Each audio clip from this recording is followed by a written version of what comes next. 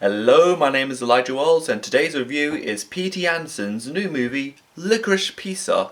The story is about Gary Valentine, played by Copper Hoffman, who is basically a child actor who plays in some theatre and film productions, falls in love with Alina Kane, played by Alina Hamm, who is basically a photographer assistant, and I kind of just meanders around in San Francisco in the early 70s, while living with her Jewish family.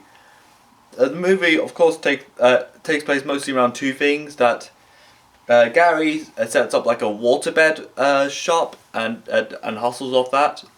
But then the fuel crisis kicks in from 1973 and collapses that. Then he runs a pinball machine, while Alina works as an assistant for the mayor's office. Directed by Paul Thomas Anderson, who is best known for films like Boogie Nights, There'll Be Blood, Magnolia, and more of his more recent movies, Phantom Thread.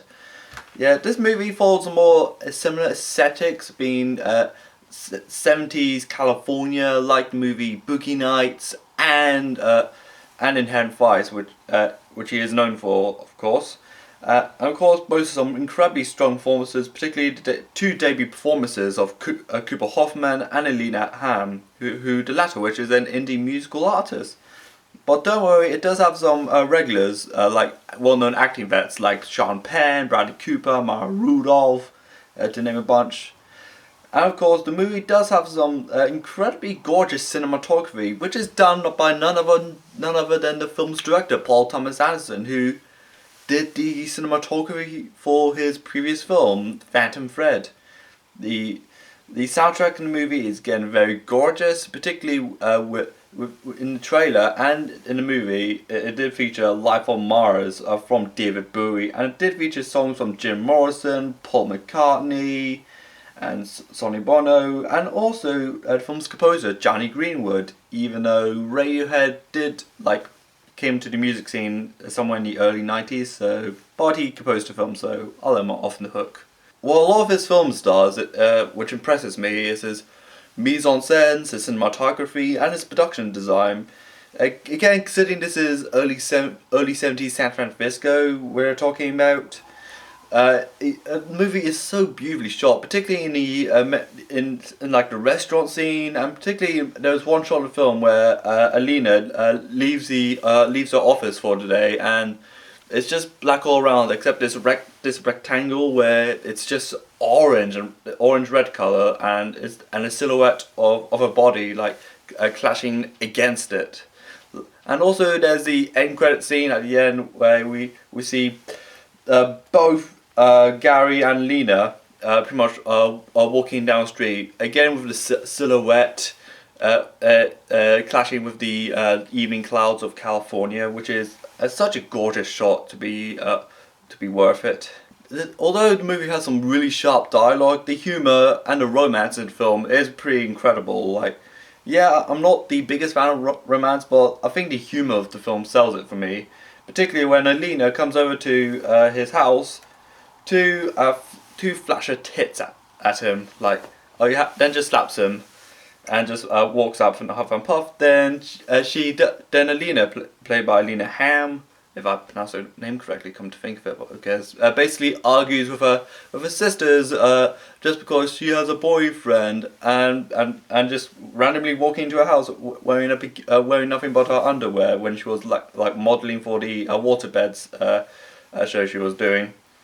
And what makes things a little incredibly funny is around the last bit of the film, where she has to drive down a hill with a massive van backwards, and it does a 2-point turn or 3-point turn literally at a junction, when she's on a clear highway or clear road. I don't know how American roads work, to be honest, but despite my fact.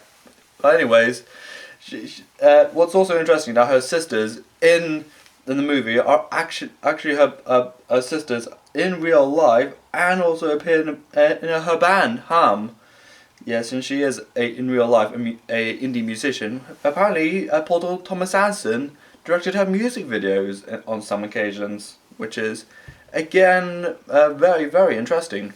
A little thing that kind of egged me a little bit is a lack of Bradley Cooper. Like, he's only in the film for like 10 minutes out of the movie's like 2 hours and 10-minute runtime. Like, he's legit only in the movie for like 10 minutes. Like, he's like advertised like a lot in the movie, and he did feature in the trailer like a great deal of it, but he's only like in the movie for like 10 minutes. Like, okay, I wish we could do more of you, even though the movie's brilliant, but your absence is kind of glaring. Like, I wish there was more of Bradley because he was only there for like 10 minutes. And what kind of like, another thing that kind of weirds me out a little bit is I did like come into the movie like expecting like something like extremely deep in the movie, like with P.T Anderson's other films like There'll Be Blood and Magnolia, which kind of go into like major themes which I don't go into in each of both these films because they kind of encompass their own video, given that how like really thought out and really dense these two films are. Yeah, I think this one is it's almost a simple romance story. Like, I kind of expected like some allegories somewhere out there, but I didn't see it almost at first glance. But I might see it again in second viewing, or if any other reviewers like pick it up somewhere. This is quite frankly one of the more easygoing and more digestible films by Paul Thomas Anderson, and easily one of the more likable films that he's done. Like, the performances, particularly two debut performances by Alina Hamm and Cooper Hoffman, are brilliant. The cinematography is gorgeous. The direction and writing, again usual for P.T Anderson movies, are incredibly on point on this one. The mise-en-scène and the atmosphere and the look is pretty nice, but and always consistent, considering he did dabble in that decade and that area of America, particularly in films like Boogie Nights and in Inherent Vice. Like, I actually really enjoyed this movie. Like, I'm feeling a 9 out of 10 for this one. What do you think of the movie? Comment below, like this video, subscribe, follow me on Twitter and Instagram. This is Elijah Wells, and bye.